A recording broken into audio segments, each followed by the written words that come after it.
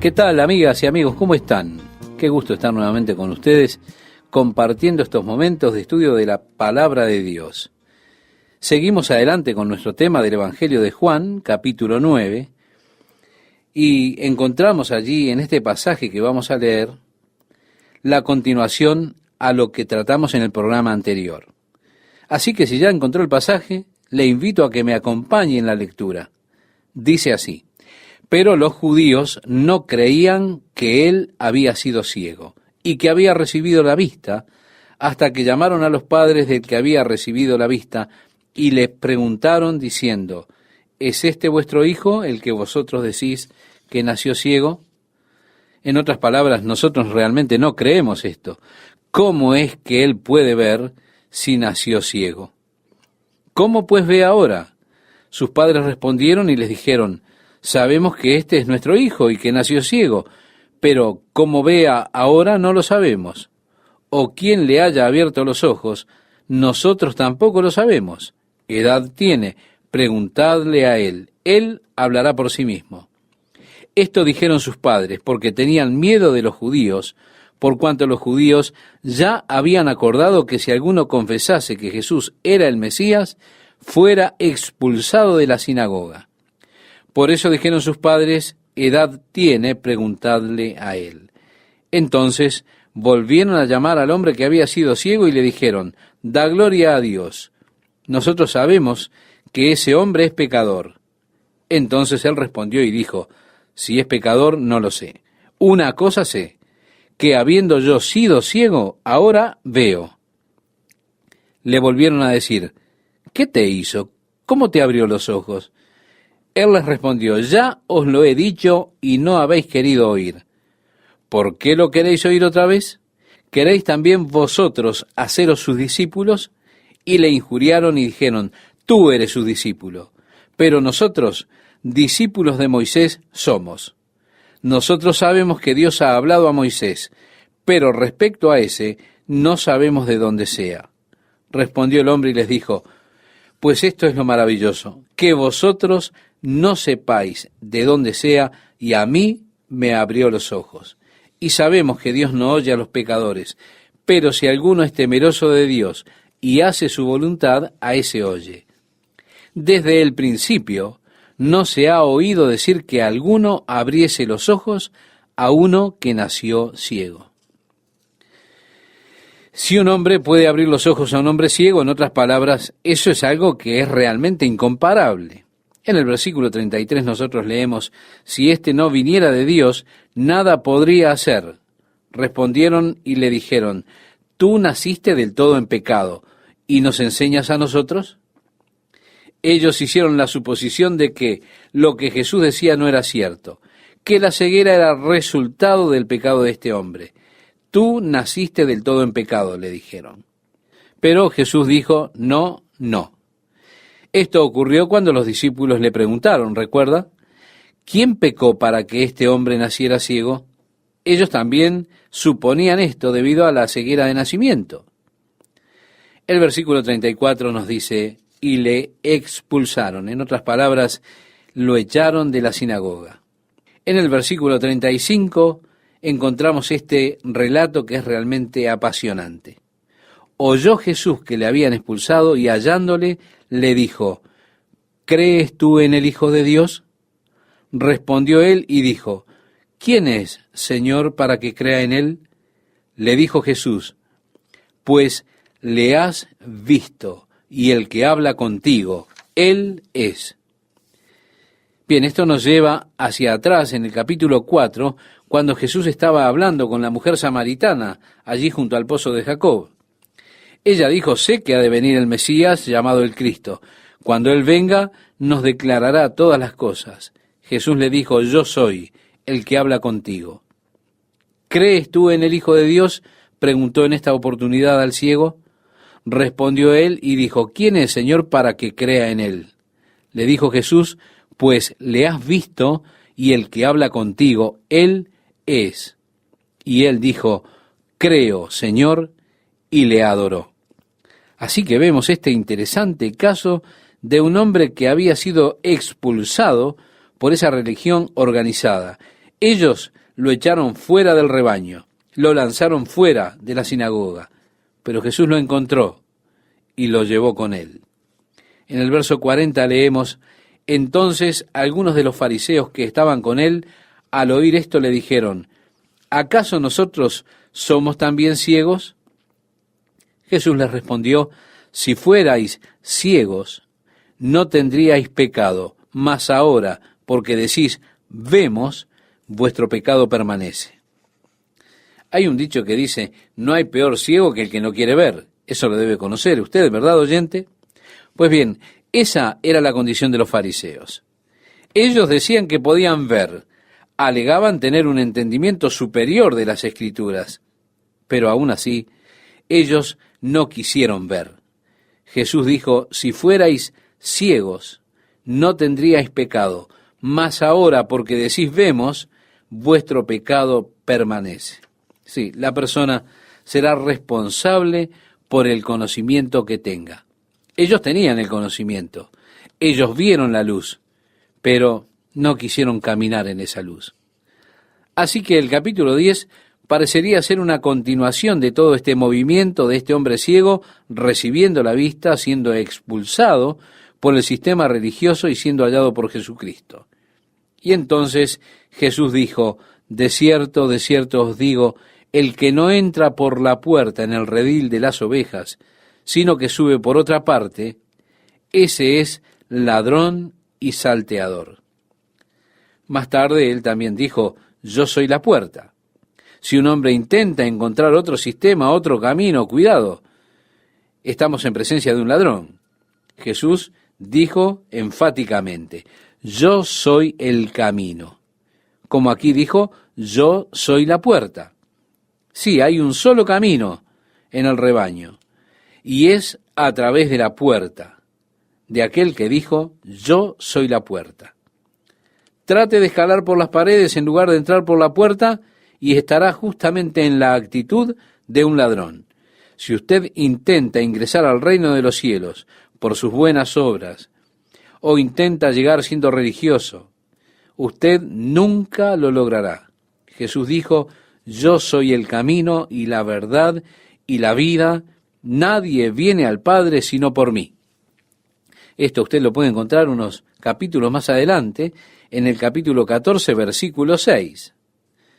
El doctor Adam Smith, que viajó extensamente por Tierra Santa por años, entrando dentro de la cultura de las personas, él se halló conversando con un pastor de ovejas un día cuando el pastor le estaba señalando un cerco y le explicaba cómo conducirían o guiarían a las ovejas a ese cerco por la noche. El doctor Smith le dijo: pero usted no tiene ninguna puerta allí. ¿Cómo hace para que las ovejas no se salgan? Y él le dijo: yo soy la puerta. Él dijo: una vez que tengo todas las ovejas dentro, yo me acuesto en la entrada y allí es donde duermo, y ninguna oveja puede salir y ningún lobo puede entrar excepto pasando por encima mío. Él no lo dijo desde una perspectiva bíblica, es más, él probablemente ni siquiera conocía esta escritura de Jesús. Pero él simplemente dijo: yo soy la puerta. Usted debe pasar a través mío para entrar y debe pasar a través de mí para salir. Ve, Jesús está hablando de esa clase de redil que ellos tenían allí, el cerco al cual las ovejas eran guiadas por la noche. Y él dijo: mas el que entra por la puerta, el pastor de las ovejas es. A éste abre el portero, y las ovejas oyen su voz, y a sus ovejas llama por nombre, y las saca. Así que en la tarde, cuando los pastores guían a sus ovejas hacia el cerco para que estén seguras, en la mañana, cuando estaban listos para partir, habría allí varios rebaños. Durante la noche se entremezclan, pero en la mañana, cuando el pastor está listo para guiarlas hacia los campos de pasturas, él va hacia la entrada, las llama, y sus ovejas conocen su voz. Ellas saldrán del rebaño y le seguirán. Y usted puede intentar imitar ese llamado. Usted mismo puede ir y llamarlas, pero las ovejas jamás le seguirán a usted. Ellas conocen la voz de su pastor. y le responden a él. Y así él dice que las ovejas oyen su voz, y a sus ovejas llama por nombre y las saca. Así que esta es una imagen muy familiar para las personas allí en esa cultura. Es poco familiar para nosotros en nuestra cultura, pero no para ellos. La idea de que el pastor es el que conoce sus ovejas surge de allí porque había ovejas que eran de él y otras que no eran de él. Y llevando esto hacia una alegoría espiritual, el mundo se compone de dos clases de personas: aquellas que son sus ovejas, es decir, las ovejas de Jesús, y aquellas que no lo son. Dos clases en el mundo de hoy. Usted es de Jesucristo o usted no es de Él. Él conoce sus ovejas. Él las llama por nombre. Ahora bien, para mí, todas las ovejas lucen igual, básicamente. Quiero decir, yo no podría decirle la diferencia entre oveja y oveja. He observado un rebaño en la ladera y para mí todas se parecen. Pero usted habla con un pastor con el que está observando a las ovejas y usted le dice: hey, hay una de sus ovejas que se ha descarriado. Él la llamará por nombre. Oh, tengo problemas con Joe. Es una oveja miserable. Entonces él la llama por su nombre. Joe, vuelve aquí. Tal vez él le chifle.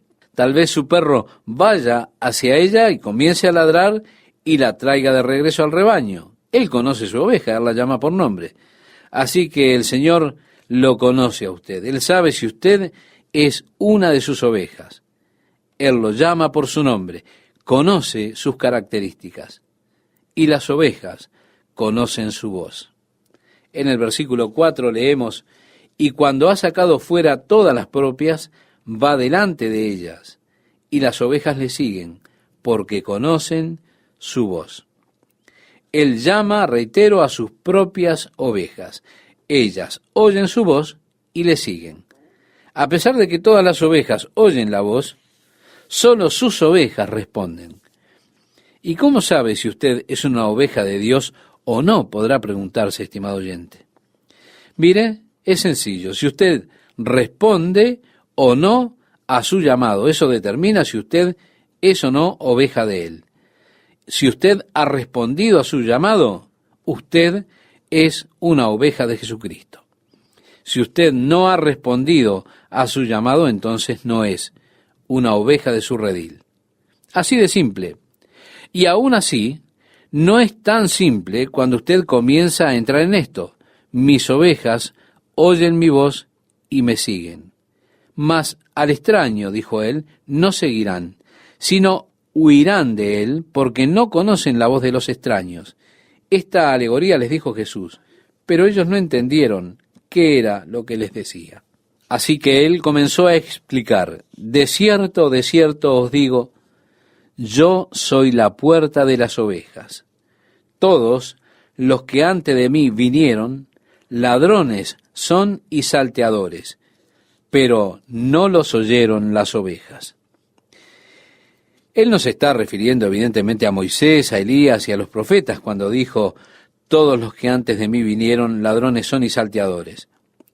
Él se está refiriendo a los decadentes sistemas religiosos que el judaísmo ha degradado, intentando crear otro camino hacia Dios, intentando llevar a los hombres a Dios a través de las obras, a través de la necedad de los fariseos y su comportamiento en guardar los aspectos tradicionales de la ley.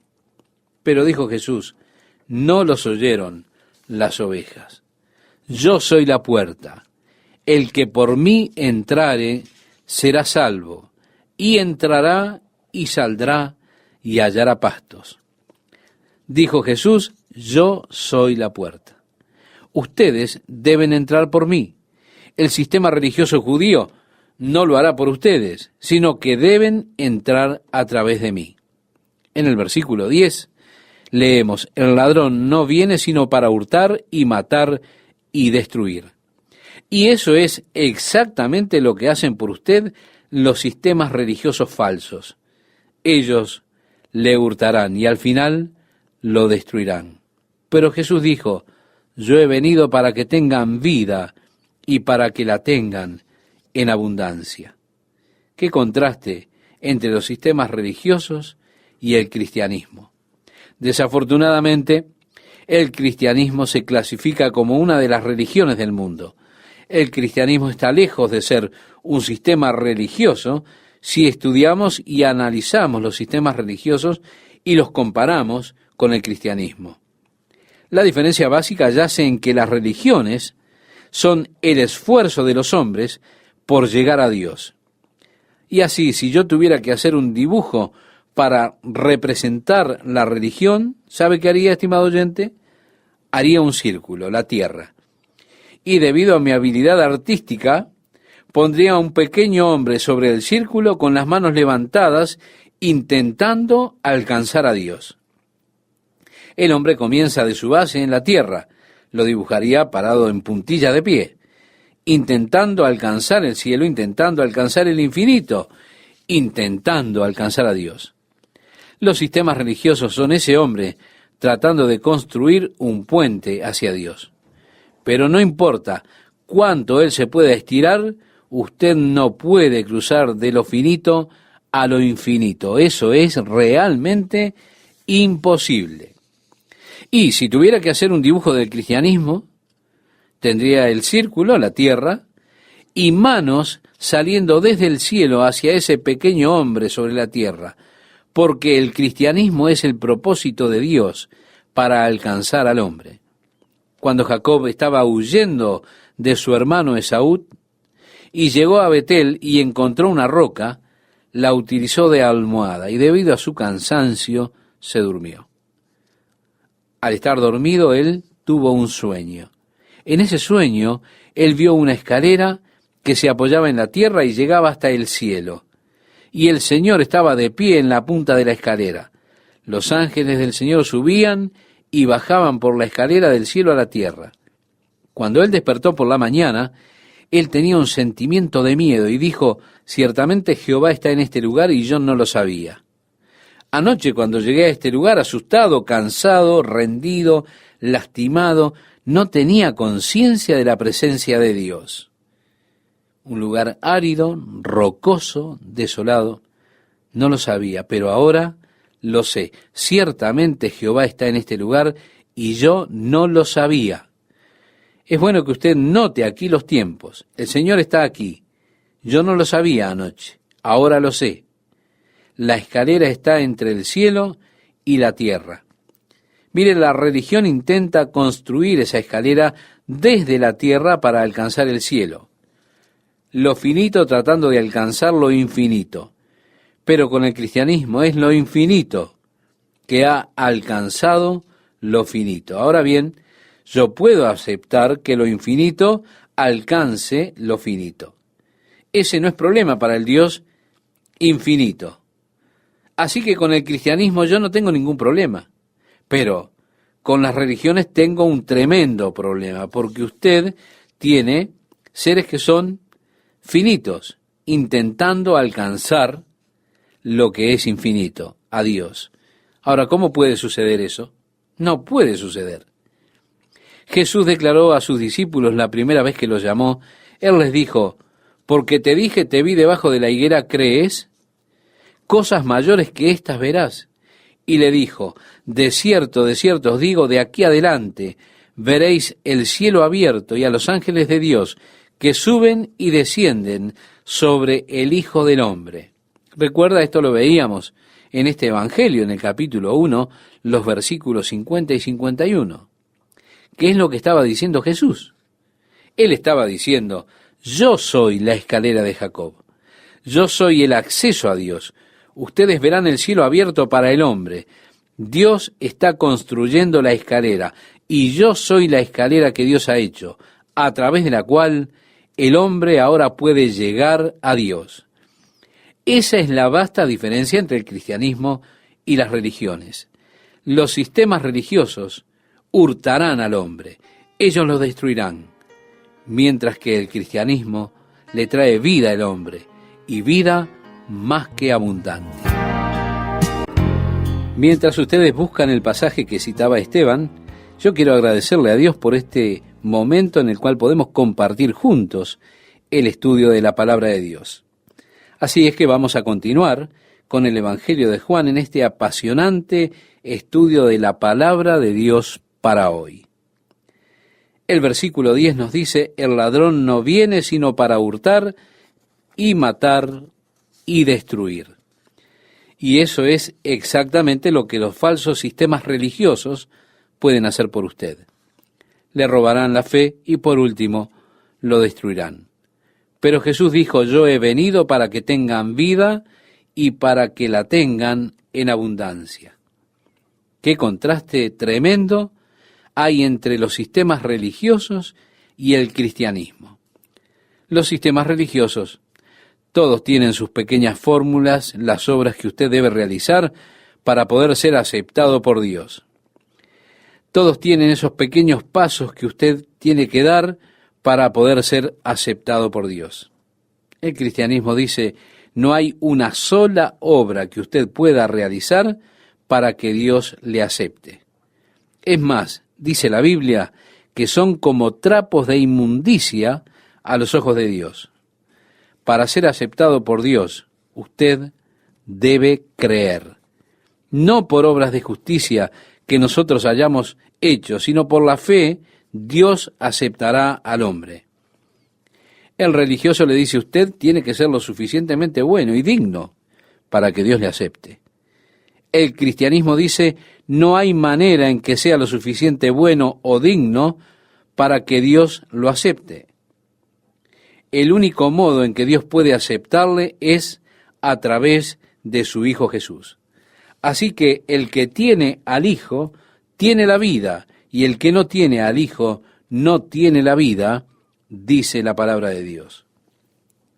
Y así vemos el contraste entre las religiones, las cuales Jesús dijo que eran ladrones, tratando de traer al hombre al redil por otro medio, por otro camino, no la puerta por donde el hombre tiene que entrar en el redil.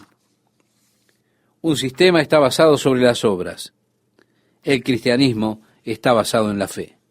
Ahora Jesús dijo: he venido para que tengáis vida y para que la tengan en abundancia. ¿Cómo le ha mentido Satanás a los hombres acerca de la experiencia cristiana? Verá, fue la táctica de Satanás hacer que el cristianismo parezca una mera religión. Desafortunadamente, el diablo fue bastante exitoso. Y así es que en muchos lugares la cristiandad se convirtió en religión. Y siempre que ocurrió esa transición, el cristianismo verdadero desapareció. El verdadero cristianismo murió y se volvió una formalidad. Aún en los tiempos bíblicos, el apóstol Pablo hablaba de quienes tenían una forma de piedad, pero no tenían poder, no tenían vida. El sistema religioso señala y dice: ahora es el modo en que ustedes deberían vivir si quieren que Dios les acepte, de esta manera. Pero no le dan asistencia para poder vivir de esa manera. Jesús señaló y dijo: este es el camino. Ustedes no lo pueden hacer, pero crean en mí. He de venir y habitaré en ustedes. Yo me voy a encargar, les haré una nueva persona, les daré poder para que hagan lo que no pueden hacer, porque quiero que tengan esa vida abundante de comunión con el Padre. Y así es que Él hace por nosotros lo que nosotros no podemos hacer por nosotros mismos cuando Él nos posee a nosotros. Verá usted, ningún sistema religioso le puede dar el poder para vivir en estos conceptos. Solamente el cristianismo es la infusión del poder de Dios en su propia vida que le hará que usted viva esa vida abundante, esa vida más abundante en Cristo. Bueno, luego Jesús continuó diciendo: yo soy el buen pastor su vida da por las ovejas, mas el asalariado, y que no es el pastor, de quien no son propias las ovejas, ve venir al lobo y deja las ovejas y huye, y el lobo arrebata las ovejas y las dispersa. Jesús señaló el contraste entre el pastor, el verdadero pastor, y el asalariado. Quiero contarle algo. Un ministro joven vino antes de ir a ver a otro, vino a mí, porque había sido invitado para pastorear una iglesia. Y él fue a la iglesia y predicó un sermón que la gente disfrutó. Luego se reunió con el equipo al frente. Este equipo le fijó el salario, sus tareas, también las restricciones que ellos buscaban poner sobre él. Le dieron una larga lista de cosas que podía hacer y de cosas que no podía hacer. Él vino a mí porque se estaba preguntando si debía o no aceptar la invitación para ser pastor de ese lugar. Y créame, yo le animé a que no aceptara. Le dije, ellos no están buscando un pastor, están buscando a alguien rentado. Es decir, te van a rentar para que seas su ministro, para decir las cosas que ellos quieren escuchar y para hacer las cosas que ellos quieren que hagas, pero no es que ellos están buscando un pastor, ellos están buscando un asalariado. Y yo no sería rentado por nadie. Mis servicios no están a la venta. El asalariado realmente no se preocupa de las ovejas. El pastor sí. El pastor sabe de las ovejas. Él las ama. Él daría su vida por ellas. Como Jesús dijo, yo soy el buen pastor. Los otros sistemas religiosos son asalariados. Ellos desgarran, desparraman el rebaño, pero Jesús dijo, yo soy el buen pastor, mi vida pongo por la vida del rebaño. El verso 13 nos dice, así que el asalariado huye porque es asalariado y no le importan las ovejas. Bien, desafortunadamente, en el día de hoy hay muchos hombres en el ministerio que son rentados, son profesionales. A ellos realmente no les importan las ovejas. ¿Por qué? Porque son asalariados. Su única preocupación es esquilar al rebaño de Dios. Y hay un puñado de hombres por ahí que despluman el rebaño. Se sientan de noche pensando nuevas maneras de sacarle dinero a la gente. Y piensan, ahora, si escribimos esto en la carta, y ellos dependen de miles de dólares en cartas que ellos hacen con diferentes trucos. Todos diseñados ¿para qué? Para esquilar el rebaño. Porque ellos son asalariados. No les importa el rebaño de Dios. Aunque en las cartas con frecuencia dicen palabras como estas, estaba buscándote hoy, Carlos. ¿Está todo bien? El Señor te trajo a mi mente cuando estaba en oración esta mañana. Y cómo me gustaría ir a tu casa allí en Costa Mesa y sentarme allí y conversar contigo. Pero sé que estás ocupado, que probablemente no tendrás tiempo para mí. Pero, ¿por qué no me escribes tu solicitud y por favor, adjunta alguna ofrenda? Porque nuestro ministerio está enfrentando algunas dificultades, ¿te das cuenta? Tú sabes eso. Vemos asalariados, esquiladores del rebaño de Dios. La preocupación del rebaño es por el rebaño de Dios, por traerle a buenas pasturas, comida para que ellos puedan crecer. Jesús le dijo a Pedro, apacienta mis ovejas. Pedro escribió, apacentad la grey de Dios que está entre ustedes. El pastor busca alimentar al rebaño para que éste se encuentre fuerte y saludable. Si Dios nos ha bendecido abundantemente y en muchas maneras, nos ha bendecido con inversiones que hemos hecho, ha prosperado más allá de cualquier cosa que hubiésemos soñado. Por la bendición de Dios, le doy gracias al Señor que puedo devolver la mitad de mi salario a la iglesia cada año. Mi hijo me dijo, papá, ¿por qué sigues predicando? ¿Por qué continúas? Ya podrías retirarte, papá, y hacerlo es fácil. ¿Por qué sigues así presionando si ya no tienes que hacerlo más? Le contesté, es mi vida. Alimentar el rebaño de Dios. Amo hacerlo. Tú no te das cuenta de ello, pero podrías cortar mi salario y seguiría aquí porque amo hacerlo. Es para mí algo glorioso ver a Dios obrar y tener este privilegio. Es maravilloso cuando las personas me llaman y hablo en varias áreas y ellos dicen, ¿cuántos son sus honorarios? Es una emoción para mí poder decir, bueno, tengo un padre muy rico y él tiene suscrita todas mis expensas, no le cobro nada, él me cubre. Qué glorioso es poder servir gratuitamente para que así podamos dar gratuitamente. Y gracias a Dios por la posición en la que Él me ha puesto, en la que, como el apóstol Pablo, no soy carga para ningún hombre. Soy responsable ante Dios por ser su siervo, por hacer su obra, pero no soy un asalariado. Usted no me puede rentar a mí. Pero quiero estar, sí, bajo su supervisión, alimentando el rebaño del Señor. El verso 14 dice, yo soy el buen pastor, y conozco mis ovejas, y las mías me conocen. La hermosa relación que tenemos con Él. Él me conoce, lo conozco a Él, Él me ama, yo le amo a Él, y tengo esa hermosa relación con el buen pastor. El versículo 15 dice, así como el Padre me conoce, y yo conozco al Padre, y pongo mi vida por las ovejas.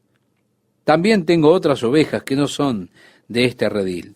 Por supuesto, Él está hablando a los gentiles, a aquellos que creerían. Él está hablando acerca de usted, estimado oyente. Usted es parte de ese otro rebaño que no era de aquel aprisco. Aquellas también debo traer, decía Jesús, y oirán mi voz, y habrá un rebaño y un pastor. Así es que en Cristo ya no hay judío, ni griego, bárbaro, o escita, esclavo o libre. Somos uno en Cristo. No hay estatus, no hay grados. Lo que sea, somos todos en común. Somos uno en Jesucristo. Pelo largo, pelo corto, sobre todo dos corbatas, no importa. Somos uno en Jesucristo. Ese denominador común que ha roto todas las barreras que el hombre ha construido para separarse a sí mismo de Dios. Uno de los tristes productos de la filosofía existencial es el modo en que ésta divide al hombre y lo aísla, al hombre lo pone en una isla, todo hecho por el mismo hombre. No hay base universal de la verdad que esté conforme a estos filósofos. Es únicamente al experimentar usted personalmente e interpretar eso, que esto se vuelve verdad para usted. Pero es únicamente verdad para usted y no necesariamente para quien está al lado suyo. En otras palabras, usted está aislado, está solo. Así que usted ve el arte moderno, el cual es una expresión de la filosofía existencial. Ve esos colores como de alguien que se paró a 10 pasos, tomó allí una bola de pintura roja y la lanzó sobre el lienzo. Y usted tiene este efecto de salpicadura, usted recoge una bola azul, luego la lanza y pone un título debajo, Atardecer en el Gran Cañón.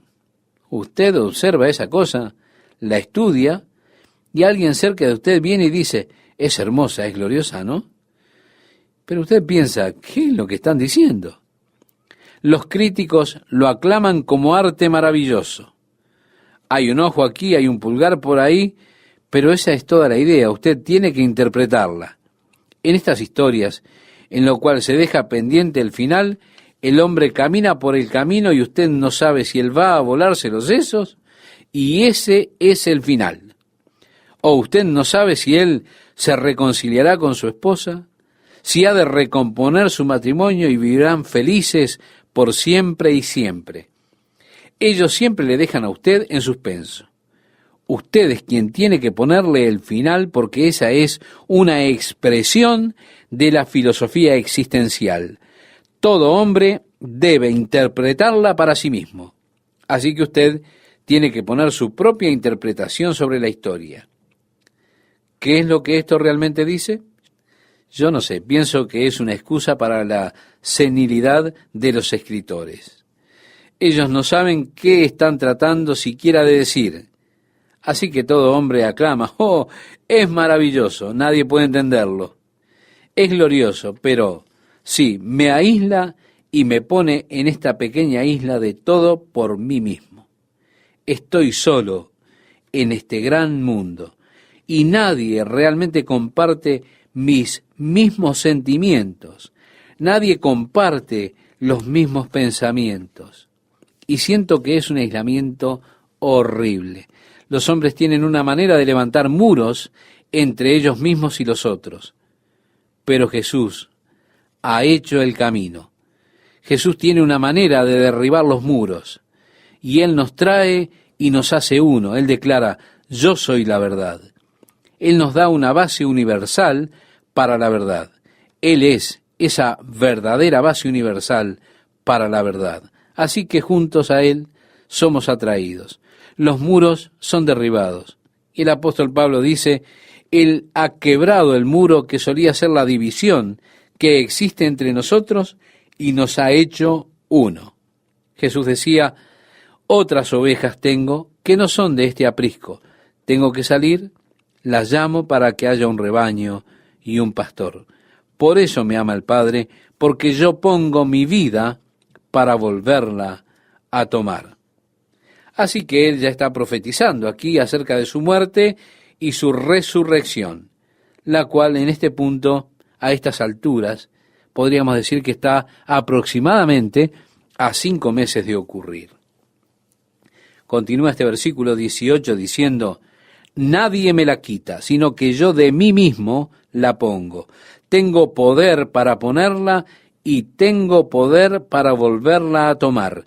Este mandamiento recibí de mi Padre. Esto es lo que Jesús testificó. Tengo poder para poner mi vida.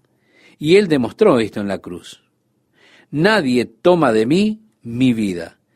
Ellos no mataron a Jesús en la cruz, no. Ellos le colgaron en la cruz, pero fue Él quien dio el Espíritu. Él les quitó la oportunidad de matarle. Ellos no pudieron hacerlo. Fue Jesús que dio su Espíritu y dijo, Padre, en tus manos encomiendo mi Espíritu. Y dice, y Él entregó su Espíritu. Él dio su vida.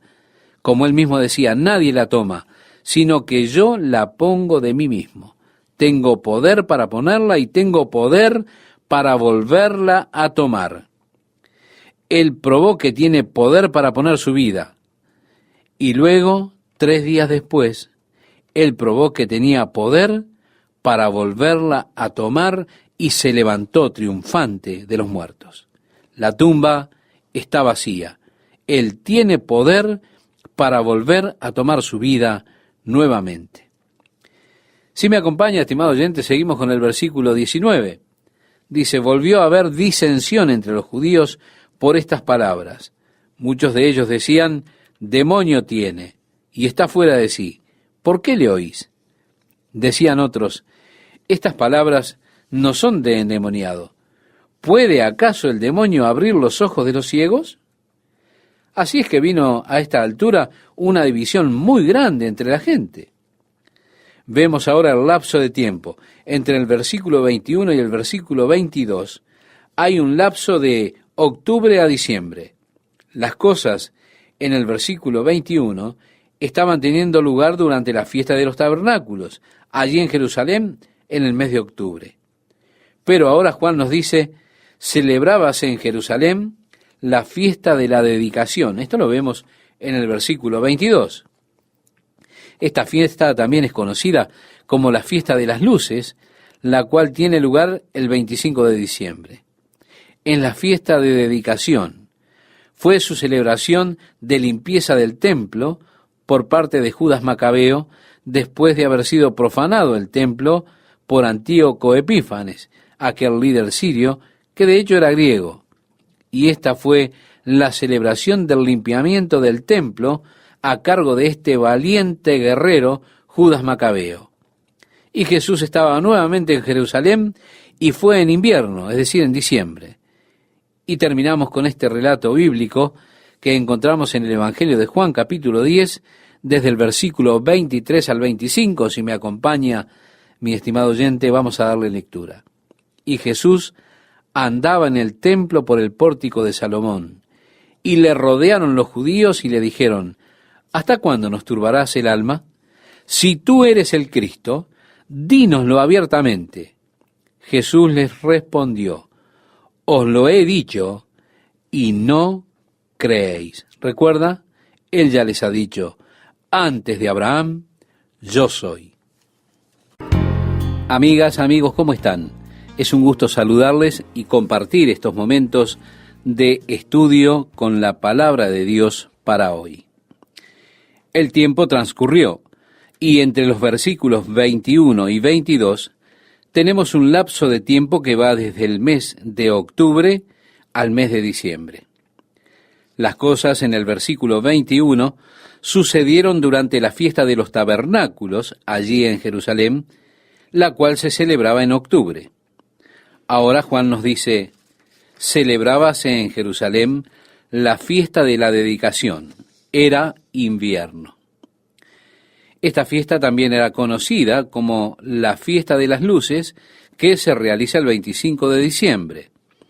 Jesús estaba nuevamente en Jerusalén y era invierno. El versículo 23 leemos, y Jesús andaba en el templo por el pórtico de Salomón, y le rodearon los judíos y le dijeron, ¿hasta cuándo nos turbarás el alma? Si tú eres el Cristo, dínoslo abiertamente. Jesús les respondió, os lo he dicho y no creéis. Sí, él ya les había dicho, antes de que Abraham fuese, yo soy. También dijo, os lo he dicho. Ellos querían que él dijera claramente, sí, yo soy el Mesías. Pero él no les dio esa satisfacción. Con anterioridad Jesús les había dicho a sus discípulos, ¿quién decís que soy yo? Y Pedro el apóstol dijo, tú eres el Mesías, el Hijo del Dios viviente. Jesús le dijo, bienaventurado eres, Simón, hijo de Jonás, porque no te lo reveló carne ni sangre, sino mi Padre que está en los cielos. Él lo reconoció antes frente a sus discípulos. Pero aún así, él no se lo dijo directamente a los judíos, aunque ellos esperaban esa declaración. Ellos preguntaron, ¿hasta cuándo nos turbarás el alma? Si tú eres el Cristo, dínoslo abiertamente. Y Jesús les respondió y dijo, os lo he dicho y no creéis. El versículo 25 dice, las obras que yo hago en nombre de mi Padre, ellas dan testimonio de mí. Sí, estimado oyente, Jesús había realizado milagros. Había devuelto la vista a un ciego, sanó a un hombre que había estado inválido por 38 años. Él dijo, en otras palabras, ustedes no necesitan que yo se los diga abiertamente. Estas obras que yo hago dan testimonio de quién soy. El versículo 26 dice, pero vosotros no creéis porque no sois de mis ovejas, como os he dicho. Mis ovejas oyen mi voz, y yo las conozco, y me siguen. Bien, han pasado 3 meses, y él regresa a la última cosa de la cual estuvo hablando con ellos. ¿Cuál es esa cosa? Sus ovejas siguiéndole. Sin embargo, ha transcurrido un lapso de tiempo. Jesús los trae de vuelta a ese mismo asunto del cual había estado hablando con ellos antes. Él está haciendo declaraciones que son muy interesantes acerca de sus ovejas. Y escuche atentamente, él dijo, mis ovejas oyen mi voz, y yo las conozco, y me siguen, y yo les doy vida eterna, y no perecerán jamás, ni nadie las arrebatará de mi mano. Mire, estimado oyente, cuando yo leo esto, me hace sentir tan, pero tan agradecido de ser una de sus ovejas. Qué gloriosa seguridad me da a mí esto, ser una de sus ovejas, haber oído su voz, haberle respondido, seguirle a él, haber recibido esa vida eterna, darme cuenta que nunca pereceré, y ningún hombre me puede arrebatar de la mano de Jesús. Él dijo, mi Padre que me las dio es mayor que todos, y nadie las puede arrebatar de la mano de mi Padre. Yo y el Padre, uno somos. Bien, ustedes quieren que yo diga abiertamente que soy el Mesías. ¿Y cuán abierto quieren que sea? Escuchen, yo y el Padre, uno somos. Podríamos decir, eso es lo suficientemente claro. El versículo 31 nos dice, entonces los judíos volvieron a tomar piedras para apedrearle. Nosotros tenemos el mensaje, eso es lo suficientemente claro. Jesús está aquí declarando lo que es legítimamente su afirmación. Él es igual al Padre. En la carta que el apóstol Pablo le escribió a los filipenses, en el capítulo 2 leemos, el cual siendo en forma de Dios, no estimó el ser igual a Dios como cosa a que aferrarse. Aquí en Juan dice, yo y el Padre uno somos, declarando la igualdad con Dios, declarando su deidad. Y los judíos comprendieron esa declaración. Para ellos eso era una blasfemia, y estaban listos, prontos para apedrearlo, de acuerdo a la comprensión que tenían acerca de la ley de la blasfemia. Algunas personas dicen, Jesús nunca declaró ser Dios. Bien, ellos nunca leen las Escrituras, se ve, porque allí Él dijo, yo y el Padre uno somos. Cuanto más directo desea que Él sea para expresar su deidad, que Él es el Mesías. En el versículo 32, Jesús les respondió, muchas buenas obras os he mostrado de mi Padre. ¿Por cuál de ellas me apedreáis? ¿Van a apedrearme porque abrí los ojos del hombre ciego? ¿O me van a apedrear porque sané a aquel hombre inválido junto al estanque de Betesda? ¿Por cuál de mis obras es que van a apedrearme? Le respondieron los judíos diciendo, por buena obra no te apedreamos, sino por la blasfemia, porque tú, siendo hombre, te haces Dios. Se da cuenta, ellos comprendieron exactamente lo que Jesús estaba diciendo cuando expresó, yo y el Padre uno somos. Ellos dijeron, tú, siendo un hombre, te haces a ti mismo Dios. Jesús les respondió, ¿no está escrito en vuestra ley, yo dije? Qué interesante es esto, estimado oyente. Aquí Él está declarando la autoría de su ley. Él expresa, ¿no está escrito en vuestra ley, yo dije? Dioses sois. Si llamó dioses a aquellos a quienes vino la palabra de Dios, al que el Padre santificó y envió al mundo, vosotros decís, tú blasfemas, porque dije, Hijo de Dios soy. Si no hago las obras de mi Padre, no me creáis. Nuevamente Él está poniendo sus obras como testimonio. ¿Qué quiso decir? ¿Llamó dioses a aquellos a quienes vino la palabra de Dios? Bien, esto lo encontramos en el Salmo 82, versículo 6. Y podemos mirarlo ahora, estimado oyente. Si usted quiere buscar y encontrar este pasaje en el Salmo 82, versículo 6, de hecho, usted puede colocar allí una pequeña nota dirigiéndose a Juan en el pasaje que estamos considerando, el Salmo 82, versículo 6, para que cuando los integrantes de alguna secta lleguen a su puerta e intenten probar que ellos tienen todo el derecho de reclamar que provienen de Dios y que se vuelven dioses, esta es la base, porque Él dice, dioses sois. Y en el Salmo 82, versículo 6, leemos, yo dije, vosotros sois dioses, y todos vosotros hijos del Altísimo. Note que Él aquí está citando, yo dije. Él está citando las Escrituras. Bien, ¿qué Escritura está citando Él? Por eso le invité a que usted marcara el Salmo 82, versículo 6. Y también le invito a que lo apunte o lo marque en el libro de Éxodo, capítulo 22, los versículos 8 y 9. Y allí usted tiene su propia cadena de referencia bíblica. En Éxodo 22, Dios está determinando su ley para que los jueces la establecieran sobre las personas. Y cuando estas cosas sucedieran, esta clase de condición existía.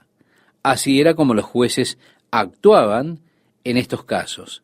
La palabra del Señor fue dada a los jueces. ¿Para qué? Para que ellos pudieran poner en práctica las leyes de Dios sobre Israel.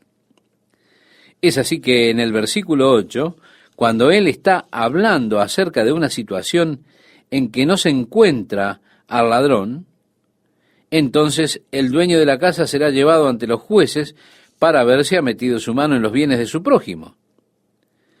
Por toda clase de transgresión, ya sea por un buey o un asno, una oveja, un vestido, por cualquier cosa perdida que otra persona cuestione que sea de él. Las dos partes tendrán que venir ante el juez, y a quien el juez condenara, él debía pagarle el doble a su vecino. Bien, usted ha perdido su chaqueta. Va, la busca por toda la casa, no la encuentra. Ahora resulta que usted va a una tienda y ve a su vecino usando su chaqueta. Usted dice, pero esa es mi chaqueta, la que ha desaparecido de mi casa. Él dice, oh no, no es así, esta es mi chaqueta, yo la compré. Así es que usted tiene allí una disputa. El hombre niega que se la robó. Y es así que usted entonces se presenta ante los jueces y ellos deberán tomar la decisión. Lo interesante aquí es que la palabra traducida jueces es la palabra hebrea Elohim, que es la palabra que se utiliza para decir dioses. Así que los jueces son como dioses sobre las personas, porque ellos controlan el destino de esas personas al hacer su juicio. Ellos actúan en lugar de Dios.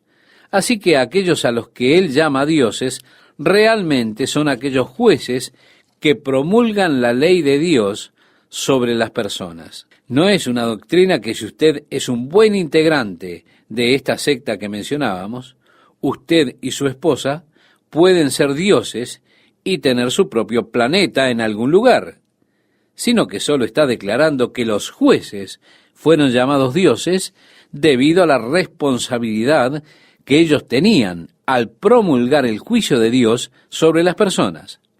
Y así, a aquellos a quienes vino la palabra, es decir, a los jueces, ellos fueron llamados dioses. Jesús dijo, ¿no está escrito en vuestra ley, yo dije, dioses sois?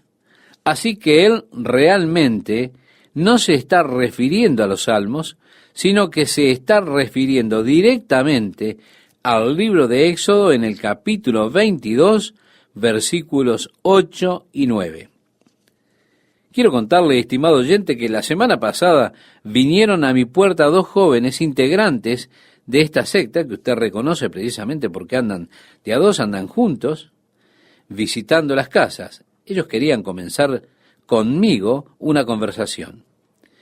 Yo les dije que de alguna forma nosotros no creíamos en el mismo Dios. A pesar de que ellos utilizaban muchos términos iguales a los que yo utilizo, y ellos hablaban de Jesús y hablaban de Dios, ellos hablaban de la salvación a través de la fe en Jesucristo, a través de la fe en su sangre, que fue derramada por nuestros pecados. Y al hablar con ellos, pareciera que fundamentalmente creen lo mismo que yo. Pero yo dije, el problema es cuando ustedes hablan acerca de Dios. Allí ustedes están hablando de un Dios diferente al Dios en el cual yo creo. Porque yo no creo que Adán sea mi Dios. Él no es el Dios al que yo adoro y sirvo. Sin embargo, su profeta, a quien ustedes reconocen como un profeta, afirmó que Adán es nuestro Dios y el único Dios al que debemos dar cuenta.